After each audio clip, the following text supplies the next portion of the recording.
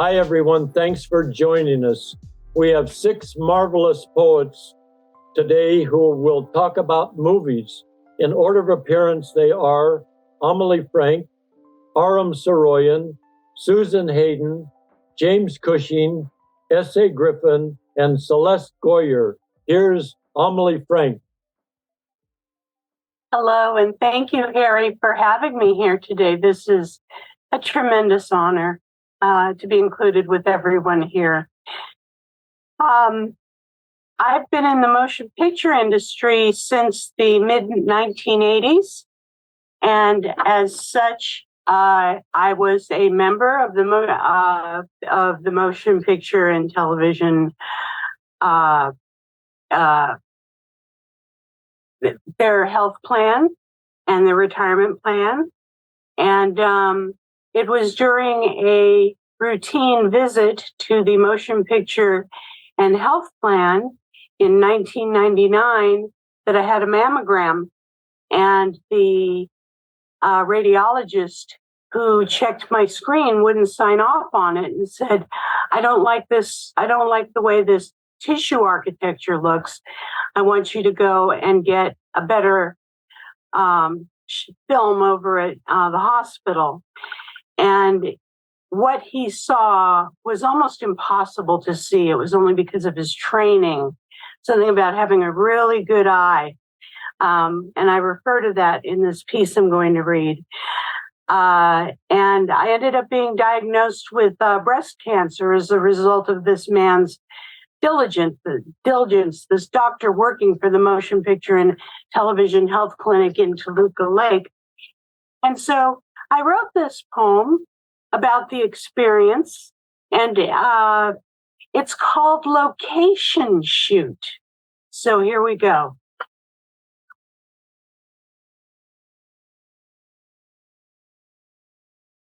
Dr. Christopher Rose has a poet's name, and he is given to kicking furniture back into alignment in the middle of a consultation.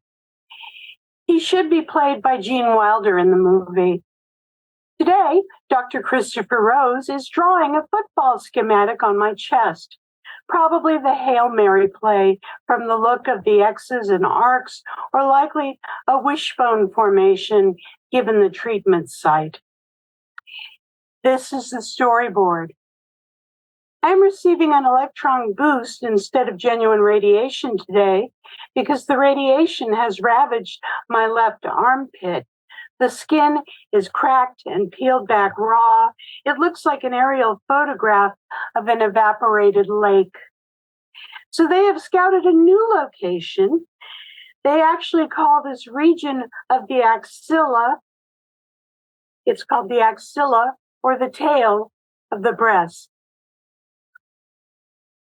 My breast has a tail. The treatment itself is like being placed on a slide and scrutinized by the world's largest microscope. The aperture that shoots clean, non-burning electrons into the excision site is as big as God's eye, yet I imagine neither God nor doctor peers through the eyepiece, but rather one seriously amped film editor sucking all the nicotine out of her last bag as she aligns Dr. Rose's broken lines for the lap dissolve. On the X-ray display of the simulator room, I see my breast, tail and all, sitting fat and sassy on the Gothic arches of my ribs. Hail Mary, yes indeed. Bob, the Indian technician, should be played by Art Malik, tucks my fat, sassy breast into place like dough that's been punched down and folded to rise some more. Bob, you see, runs a restaurant on the side. Later, Bob checks my schedule on the big screen for next week, and up pop all the statistics of my treatment, like frozen film credits. The movie's title is an amber neon burn at the screen top. Symmetry. I say on my way out, Bob, I'm a poet. It should say fearful symmetry.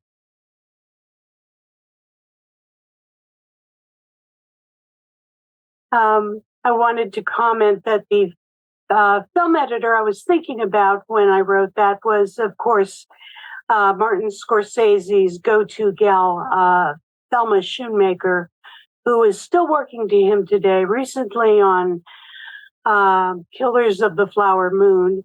And I've worked on several of his films in motion picture marketing. So I like being able to dig back in the past and relate it to how the motion picture and television fund helped save my life. I'd now like to introduce Aram Saroyan. It's interesting. I came of age. I was in my early 20s in New York, and just because I was in New York, I met some of the people who then went on to movie careers. The one that I knew best was Bob De Niro. And I knew him because his mom was Virginia Admiral, who had been married to Robert De Niro Sr., who was a painter, well-known painter in New York. And I worked for Virginia sort of between having other jobs like in a bookstore and stuff, and then also going for a semester at a couple of different colleges before I dropped out and started a literary magazine. But so he would come up to visit his mother. I was doing everything from being a messenger to doing paste up work and so on. He's about my age. I think he's a few months older than I am. So I got to know him pretty well. And at that time, he didn't speak very much. He was, very quiet, pretty shy. And then as I got to know him better, a couple of years went by, and it was just like somebody blossoming from this chrysalis and turning into this great presence, very warm, very interesting young man. Anyway, this is sort of peripheral to talking about another person I met incidentally and didn't really get to know at all. And that was Oliver Stone, just back from Vietnam. And he barely said a word a few times that I saw him, but he projected this very benevolent, almost self-effacing presence. And it was a really interesting guy that I just didn't actually know very well. And then years later, 6 or 7 years later, living in Northern California, I was watching the Oscars one night, and it was for the best screenplay of a movie, Midnight Express, I guess. And this guy comes up on stage. They call his name. I could barely hear that. I call his name. I'm looking at this guy, and I think, isn't that? I said to my wife, Galen, isn't that guy, Oliver Stone? And that was indeed Oliver Stone, and that was the beginning of his public career. Anyway, years later, I was in LA and writing some book reviews, and I got assigned to write a review of Oliver Stone's novel, written before he was a filmmaker, and published because he became this esteemed figure. And I was going to read it. I was going to read the whole thing, and I was just looking at it. I kind of hate to read long pieces, so I'm just going to read the end of this piece, and then maybe talk for a moment or two. So this is summarizing basically the book, A Child's Night Dream, which is a pretty hard title to pronounce. But it just says, here is a young man of the Upper East Side then. And this is a book about being in Vietnam and telling the story of someone who was actually active in the infantry a year before he actually didn't draft. He went and joined the Army. Didn't want a officer's training and so on. Here is a young man of the Upper East Side then on a brave and unlikely journey, as if determined to test himself in the precincts furthest from his father's world. His father was a wealthy stockbroker. While many of his social contemporaries were bringing letters from their psychiatrists to their draft board physicals, Stone was toughing it out according to the rules of the parent culture, while envisioning more than one Oedipal dalliance with his mother, with whom Stone feels both frustration and tenderness. The young artist is out of touch with the home front story of his generation, many of whom were watching time melt, and with it, one might say, the empire, in a retinal psychedelic wonderland that stretched for a while from Manhattan's Lower East Side to the Haight-Ashbury. Later, Stone, the filmmaker, would take up this story too in The Doors, finding on the evidence of this book a kindred spirit in Jim Morrison, who screamed in the final cut of the band's first album, "Father, I want to kill you. Mother, I want to, ah!" But while his best films brace us with the sense of passing through the bedroom doors of the American power elite, Stone seems off his game when he covers the more elusive corners of his own generation's passing. He misses the communal essence of the stateside 60s, giving, for example, short shrift to Ray Manzarek, the band's keyboardist, who, while Morrison provided the lyrics and the rock star charisma, gave the Doors the sound that made it a great rock and roll band. Indeed, one feels in this book the slow ache of a young man determined to take on the hierarchical terms of the powers that be, as opposed to his own generation's communal ones, and to triumph within them. I travel alone, the narrator says in a passage that evokes the stalwart poignancy Stone later found in Nixon, and I am so blind that I'm not able nor willing to differentiate between people, for they are all the same to me, creatures to be met, interrogated, and left behind. There are times as if I were literally starving. In the end, we ask of our artists, even those who utilize public history, not that they provide perfect accuracy, but that they suggest avenues of comprehension, that they give us a vision that enlarges and enlivens our world. By this standard, Stone has long since emerged as one of the great filmmakers of this period. This book shows us the seed and reminded me of something Robert Lowell said of Ezra Pound. Given all the errors of his ways, Lowell said, Pound was still very right to immerse himself in the broad political drama of his time, because without it, he would have been only another poet in an ivory tower. From the beginning, as we see in A Child's Night Dream, Oliver Stone had an artist loaner penchant.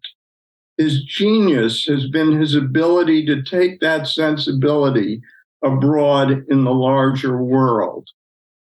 And, later on, I mean, I find some of the films tendentious, and also that speeded up thing that he does with the camera.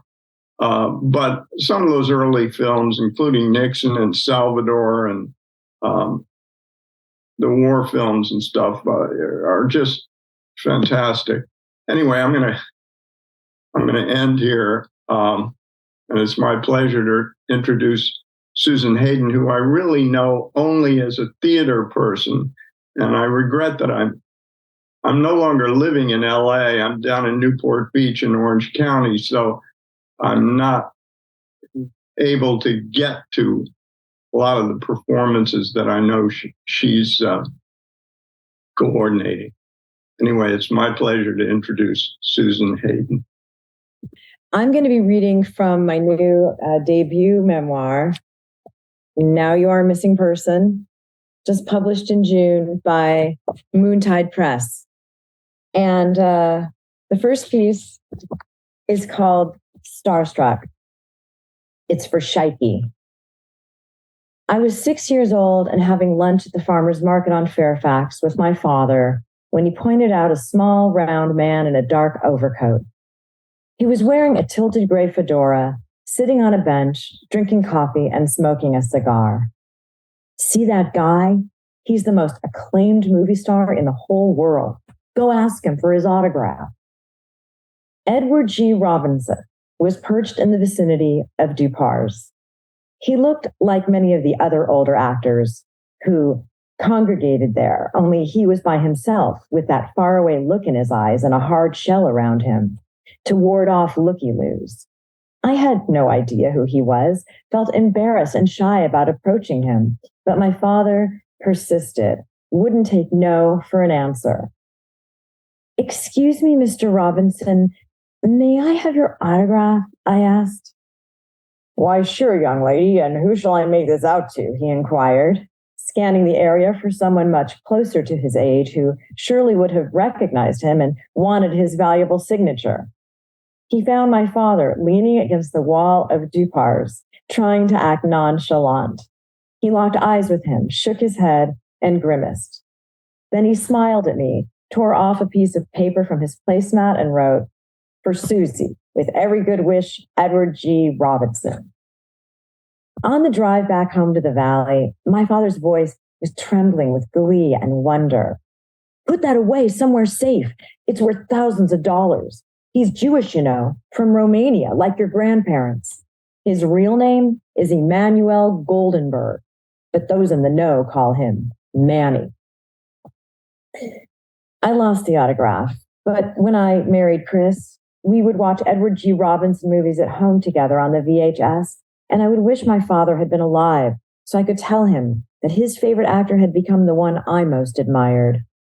I wish I could tell him that I had never witnessed a more captivating presence on screen, that there wouldn't be a Brando, Nicholson, De Niro, or Pacino without him. And every time I go to the farmer's market, I look over at that table and I can spot Eddie G. I mean, Manny, huddled in his own world, not wanting to be seen. He's been gone since 1973, but he is always there. And I can feel my father, who is also absent and yet ever present. He's been gone since 1995, but his dignity and strength remain a blanket of protection. His sense of invisible magic, something I forever will be seeking. And my next piece is also from my book and another true story. It's called, He Called Himself a Very Late Bloomer. Was Harry Dean Stanton good friends with every woman I knew? He definitely touched my life, but only once, and it was nothing he would have ever remembered, and something I will never forget. I wasn't a starlet type, certainly not his type, but when we met, he was gentle and attentive to me, and that was life-changing. It was 1985 when I went with my friend Lori and her girlfriend Darlene to hear him sing love songs, mostly in Spanish, at McCabe's guitar shop in Santa Monica. Darlene was close with him and mentioned to us that she'd consider having him father her child. That night, Madonna was there with Sean Penn. This was right around the time she was becoming one of the biggest pop stars in the world. She and Sean, recently married, were lightning bugs, glistening and out of place in the unassuming crowd of folkies. The two of them sat together in the folding seats of the front row of McCabe's as Harry Dean played guitar and sang songs that he would dedicate to their new love. After the concert, Lori, Darlene, and I drove across town to Helena's on Temple Street, where we had been invited by Harry Dean. When we got there, he was sitting in a booth with Madonna and Sean, who ignored us, even though we'd been asked by Harry Dean to come sit with them. I was insecure in those days, feeling like I wasn't important enough for them to say hi. And I wasn't. And they didn't. The only person who talked to me in that club was Harry Dean. I got to sit next to him and hear his simple but ancient wisdom, his quote from Chief Seattle about this web of life and not leaving footprints, about how there's no death, only a change in worlds. He rambled on and I was all ears. The conversation ended up inspiring me to create a character just like him in a play I would eventually write. I'd seen his tremendous talent as an actor in Paris, Texas, and in numerous other films, including the best one, Straight Time. I remember him singing Just a Closer Walk with Thee and playing guitar in Cool Hand Luke. He was very well known, but he wasn't an icon yet. He was tops in my book. What struck me that night at McCabe's, watching Harry Dean interpreting those old-time ballads, not as a character in someone else's film, but playing himself, was his tenderness. When in the booth at Helena's, he gave me his full attention. I didn't mention his acting roles or that I even knew who he was, but told him how much the songs he performed had moved me, particularly Annabelle Lee, an adaptation of the Edgar Allan Poe poem about true love transcending death. He started singing it a cappella right there in a private concert for one. I confessed how shy and out of place I felt. Told him I didn't like being in crowded bars where I didn't know anyone or at nightclubs around celebrities, that it made me uncomfortable, made me want to run away. He put his hand on my shoulder, looked deep into my eyes and said, "Honey, if you're centered, you can be anywhere." Then Madonna pulled him away, dragged him out to the dance floor. She was doing most of the dancing and whispering in his ear. Afterwards, he returned to the same spot where he'd been sitting, right next to me. He wasn't flirting or making moves. It wasn't that sort of an exchange. He was calm and knowing, and I felt like I could say anything to him, and he wouldn't think less of me.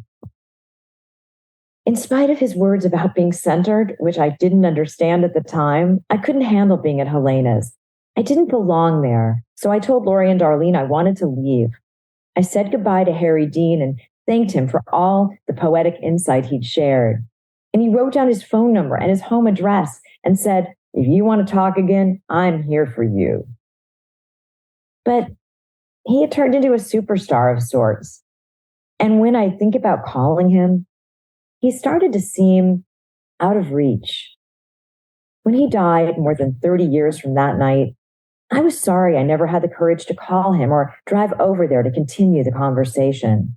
I sure could have used some more of his advice. Thank you, Harry. I love you, my first poet friend.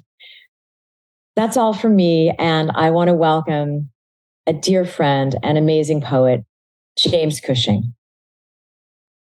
Thank you, Susan. Thank you. Thank you, Amelie. Thank you, Aram. Thank you, S.A. Thank you, my dear beloved Celeste.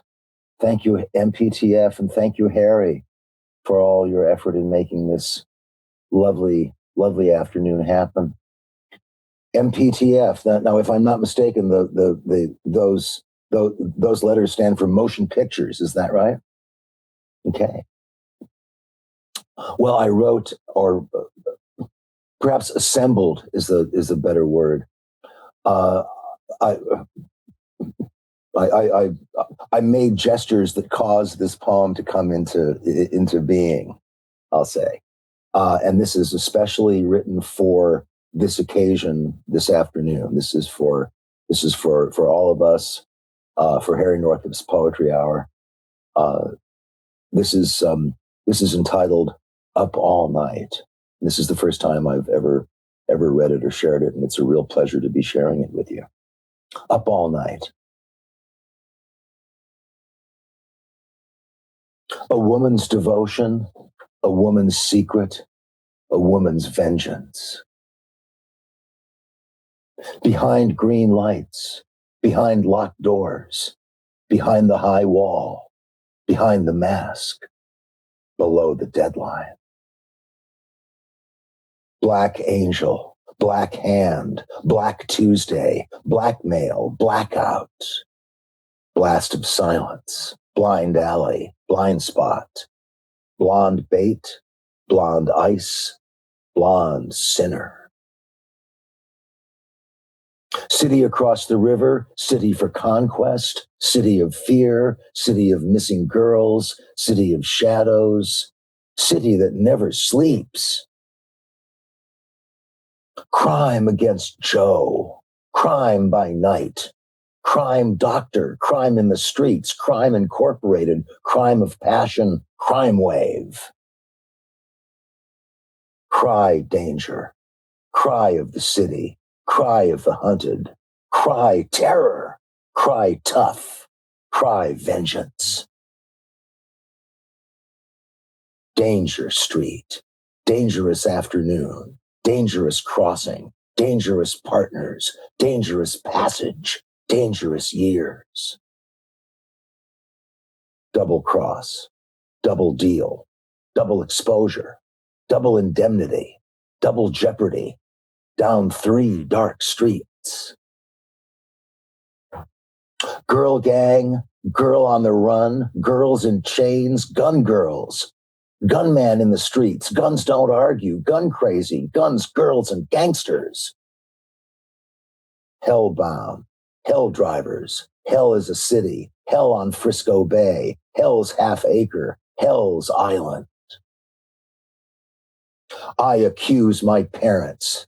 I died 1,000 times. I killed that man. I live on danger.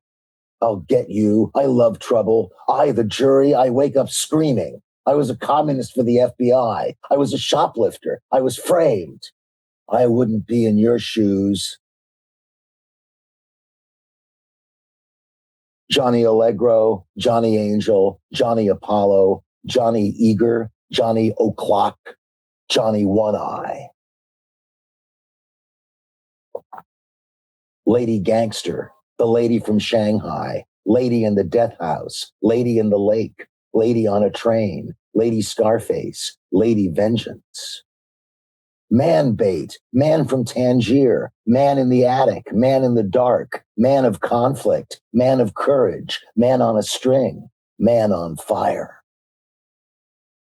Night editor, night has 1,000 eyes. Night tide, night without sleep.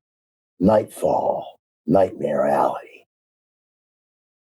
Secret beyond the door, secret evidence, secret of Deep Harbor, secret of the Whistler, Secret Service investigator.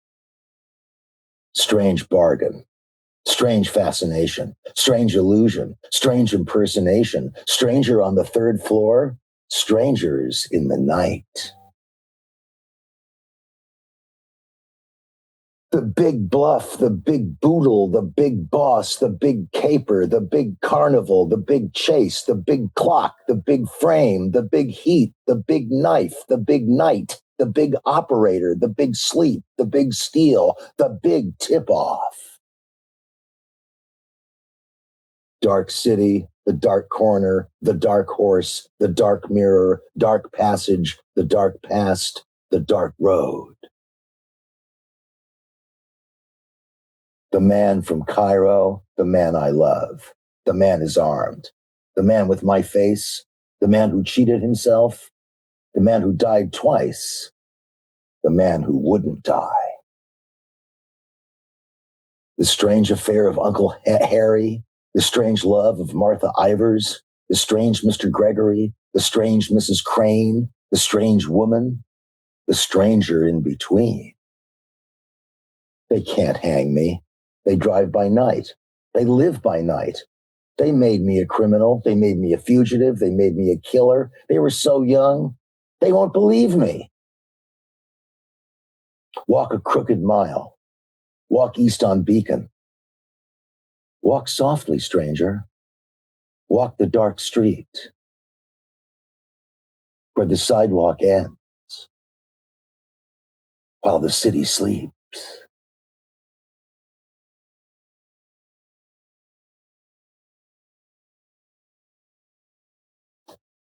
Thank you. That's called Up All Night. And later on in the program, I'll give you the secret key to the to its quote meaning unquote. Although some of you have already found it. And next up, I'd like to introduce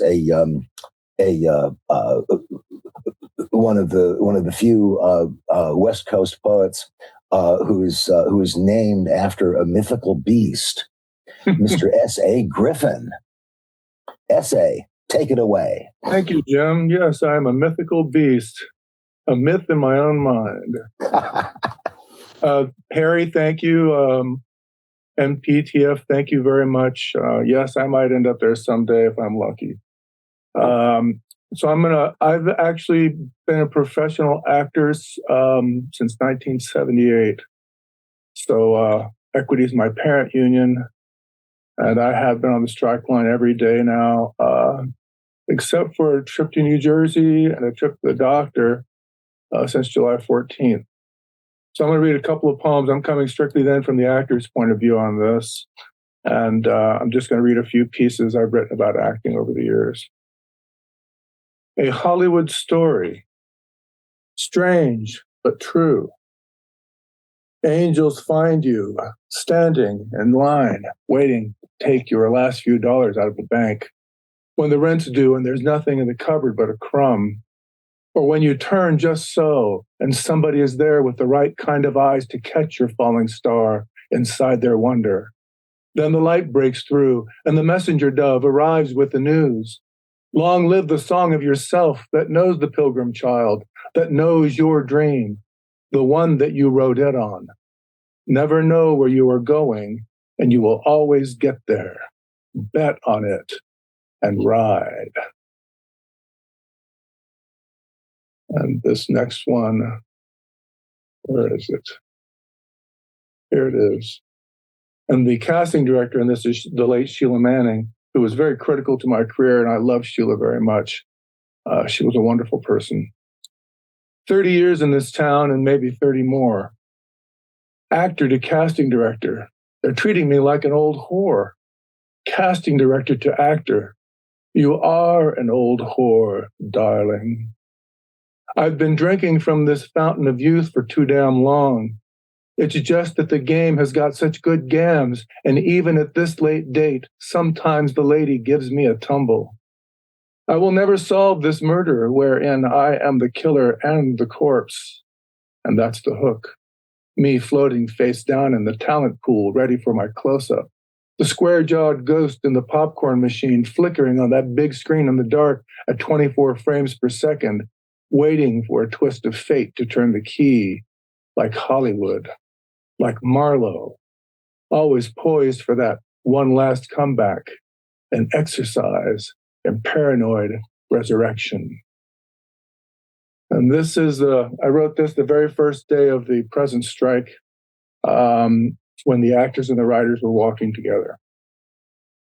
And it has an epigraph. This machine kills fascists.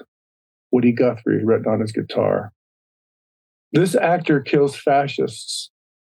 As actors and writers, we are the dream language of popcorn and celluloid lions, the philosophy of light and sound and their flickering byproduct, a creative disagreement and action as spectacle on full view. We stand before AI, the new wheel, a Promethean spark, the bright edge of a blistering sunrise. the evil it is that it can be, we are. For too long, we have been divided by fantasies of an easy street, allowing the power brokers and their elected messengers to wage war on humanity. And now it is time for us to wage war for humanity. Pain is human, and these human machines that make machines human must feel our pain. If, in our action, we do not inflict substantial pain, our pain will be that much greater. The feral creatures of our creative existence, our collective suspension of disbelief is what is at stake here. As curious children, doubt follows belief. But first, we must believe. And this one is the last one I'll do. And this was in the course of the pandemic, everything shifted. We have a whole new world now. And this was an audition on Zoom, which is very strange at best. What does not kill you? It's an afraid new world in COVID town, sitting in the digital waiting room, sipping a cup of green tea, queued up for a virtual callback on Zoom. Just like the military, hurry up and wait. 20 minutes in, my screen comes alive. Casting director introduces himself. We would like for you to talk to us. Tell us something bad that happened to you. You guys want it real, right? Yes, we know it's Monday. Just another day of the week that ends in Y. Whenever you're ready. My head spins. Out pops a short order classic from the Stepfather Files, the monster behind the charming mask. The abuse was never a matter of if, but when, and it was always when. And after so many beatings over so many years, you really don't feel the blows or the whip, just the pain inside glowing like a hot red sun. And as this story goes, I was dressing down for PE, just me and this other guy in the locker room who stabs the stainless air with a tortured scream. What happened to you? I have no idea what he's talking about. I stand in front of the full-length mirror and turn to see a latticework of black and blue welts covering my back. In that viral moment, I made a silent promise to myself that this would never happen again. It wasn't too long after that the monster came at me, barking orders.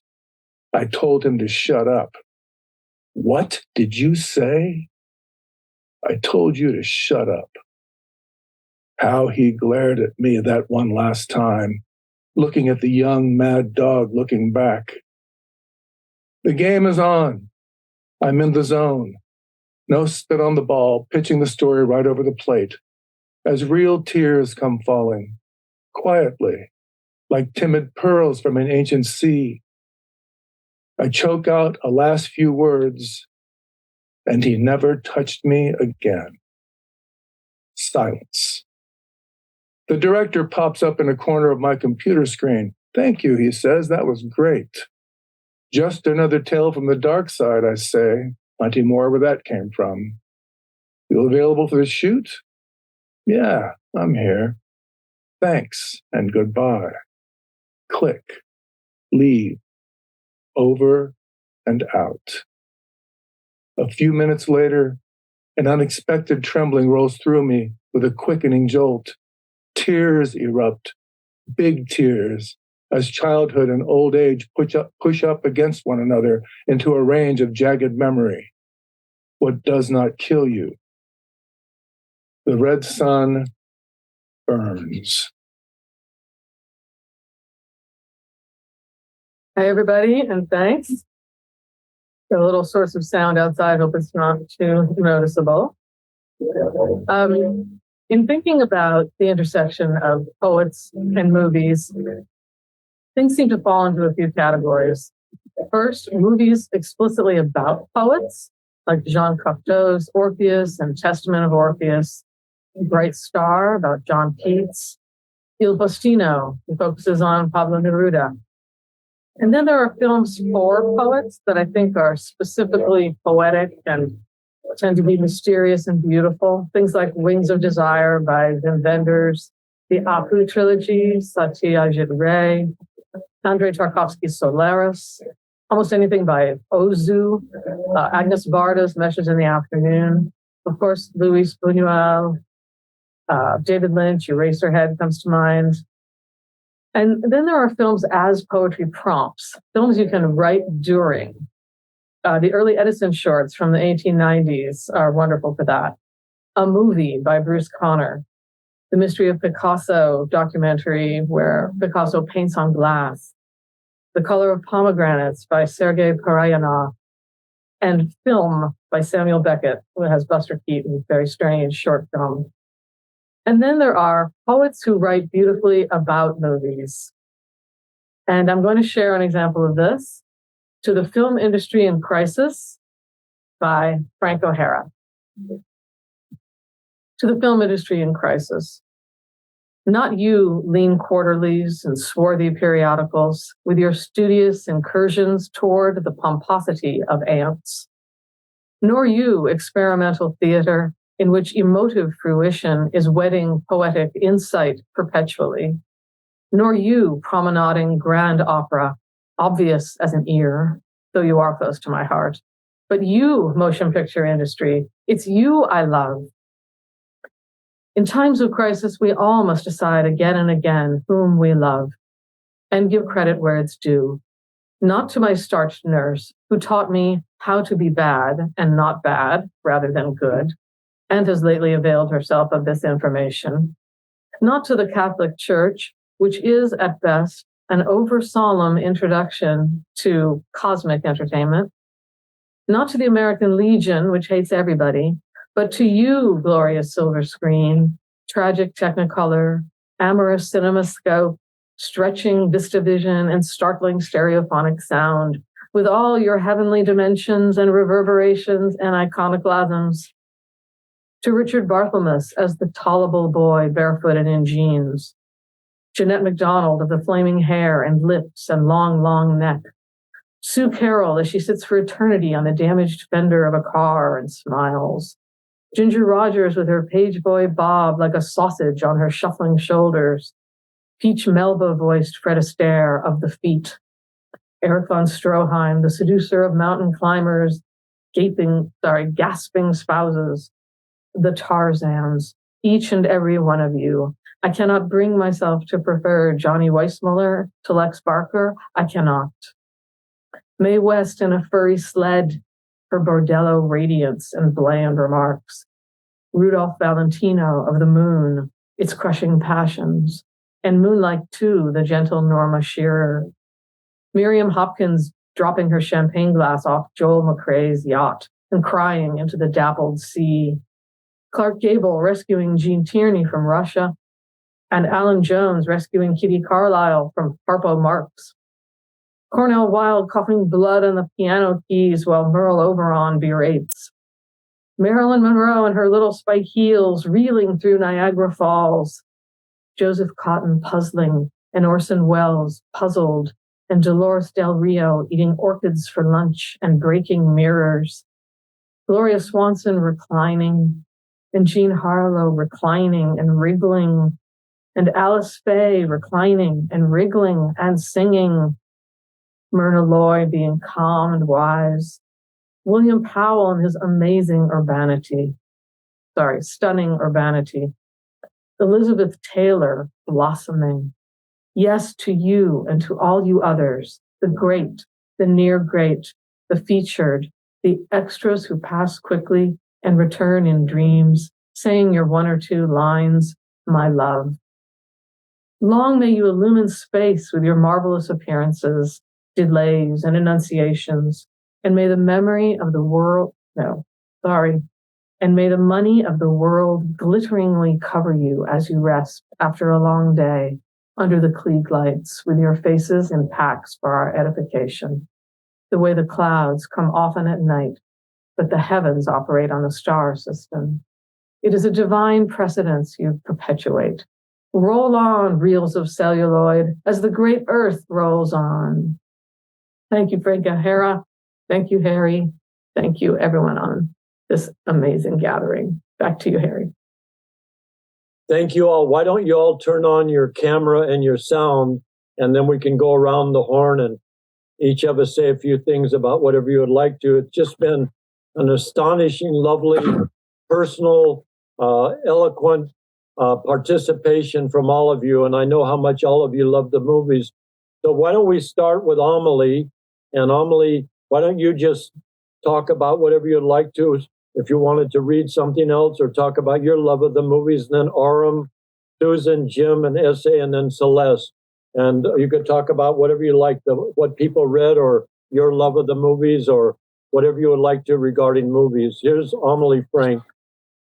Well, first of all, I used to enjoy listening to I Was a Communist for the FBI on old time radio, starring Dana Andrews as Matt Sabetic, an FBI agent posing as a communist. So he's reviled by everybody who meets him, and he must walk alone. It's a very sad kind of radio drama, but I was glad to hear it mentioned. I worked in the studio system itself for 19 years, most of those years in feature film market research. And I was working on a picture at Universal around 1988, somewhere between 88 and 90. And it was my job to design the questionnaires that get handed out to the movie audiences so that they can put in their opinions. And I was working on a film called Cool as Ice, starring Vanilla Ice. And I thought that the questionnaire was a little skimpy. I thought that they had missed one performance that I thought stood out. And so I put it on the questionnaire for the audiences to rate. And he did above average compared to the major stars in that film. And of course, that turned out to be my future friend, S.A. Griffin. Thank you, Emily. That was a terrible movie. Thank you. It was a funny movie. It was a funny movie. The movie was an entire mess, but there you were. Yeah, it's sitting a period. on the hood of a car, spitting raw chicken at the screen. Yes, How could I not love that movie? So, oh my gosh. So anyway, that's what I want to share about the many. I've worked on close to 400 movies in my lifetime, in my very small capacity. And I've met a lot of fascinating people and made some really cool friends who also weren't poets. And it's made my life just as rich as being around musicians and being around my fellow poets. I loved the movies. Aram? I'm actually reading a book right now about Frank Church. I don't know if any of you remember him. He was a senator. Yes. Senator, some people called him Senator Cathedral. He had this very, sort of a missionary sense about him. And he was wonderfully articulate. And it turns out he started this church committee that investigated the CIA, the FBI, and the National Security Agency, and turned up all this stuff that no one knew about. And, I'd kind of wondered what happened. What happened to Frank Church? How come I never heard about him again after a certain point? And actually, he died young. He was an extraordinary man. Anyway, I don't know why I mentioned it, but it's astonishing right now what's going on all over the world, but also in America, or very much so in America. And I think the one plus side of it is that everything is coming to the surface. And I don't know if that was the case before. I remember reading about some of this stuff in Ramparts back in the 70s. And then, the Pentagon Papers and all the stuff that serially was released. But this book really puts it together. And if any of you are interested in a very clear but depressing book that sort of traces what we've all been through, it's called The Last Honest Man. And it's got these great blurbs from all kinds of people, Ken Burns and all kinds of people, but I haven't seen a review of it anywhere. I don't know whether that, it's a major Houghton Mifflin or Little Brown, but anyway, that's all I've got to say. Sounds like a good review job for you, Aram. Yes, exactly. I'm no longer writing. That's what I was thinking. And here's Susan Hayden. Hi. I was just thinking about it. I'm such a movie lover, but I grew up, my parents didn't really take us to a lot of movies. They would take us to movie musicals. And my mom would take me to see Love Story and that sort of thing. And so what I was left to my own devices, I went with friends when I was, I want to say 9 or 10, and we would go to the movies of Tarzana. And one of the highlights was buying a ticket to Jungle Book. And it was the first multiplex in the West Valley. So buying a ticket to Jungle Book and sneaking into Breezy with William Holden and Kay Lenz. And and directed by Clint Eastwood. And that changed my life. That set me on a course of liking, Is that where it all comes from, Susan? What? Is that where it all comes from, Breezy? It all comes from that. It does. Anyway, that's all I'm going to say. Take up any more time. Jim Cushing. Okay. Good. Okay. Since retiring, I've been watching an average, I think, of 1 or 1.7 movies per day, and in fact, the poem that I read consists entirely of a chosen, or should I say, curated sampling of the titles of the 800 or 900 or so film noirs that I've watched since June of 2020. They're all film titles, as some of you might have guessed. The last thing that Celeste and I saw that really impressed us was something we watched on a DVD last night, a 1975 film called The Middleman, written and directed by Satyajit Ray, who was the one of the great directors from the Indian cinema, best known in this country for the Apu trilogy. This is a later film, and it's really extraordinary, and I highly recommend it if you run into it. The Middleman, 1975, by Satyajit Ray. Over to you, S.A. Thanks. And first off, my apologies. I finished and I clicked something, and swear to God, the screen disappeared. I couldn't find you guys. I couldn't figure it out. So my apologies to all of you, but especially to Celeste. I was looking forward to introducing you, Celeste, and I screwed up. I'll get another chance some other time, I hope. And Jim, if you guys haven't watched Out of the Past, Girl Crazy, and Asphalt Jungle, rent them immediately. They're 3 of the greatest noirs of all time. Brilliant. It's arguable which is the top. And thank you again, Harry. Harry, you do always have a special place with me as a poet actor, and always will. You know that. I've just been so lucky to not just have a whole career as an actor that's still going on, actually. Lucky to know all of you, and actually for anyone to address me as actor or poet is an honor. When people ask me what I do for a living, I go, I get accused of being an actor and a poet. It's up to others to basically define me that way. And I have to work for that love. And I just want to thank you all. I'm just honored to be here today with you all. Thank you, Harry. I'll broadcast it later. Well, Les, we have about a minute. Sure. I just want to say that I lived in Big Bear Lake for 5 years and did some work as an extra. and worked on films like The Opposite of Sex. I'm visible in that, and The Five Aces. But the most memorable one was a film called The League of the Old Men, not to be confused with The League of Old Men. But the first one's based on a Jack London short story, and it had Russell Means, the great Oglala Lakota activist, in it.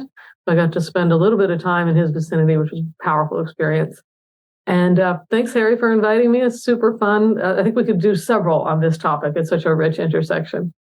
Well, thank you very much, Amelie Frank, Aram Saroyan, Susan Hayden, James Cushing, S.A. Griffin, Celeste Goyer, and to use a phrase of paraphrase of Aram's, you have enlarged and enlivened our world. So thank you very much. And I just want to mention next Tuesday, we have two outstanding poets, Lena Dunham and Joseph Paulson will be here. So thank you all very much. And here's Jennifer Clymer. We love you, Harry. Love you, man. Thanks, Harry. We love Yes. you.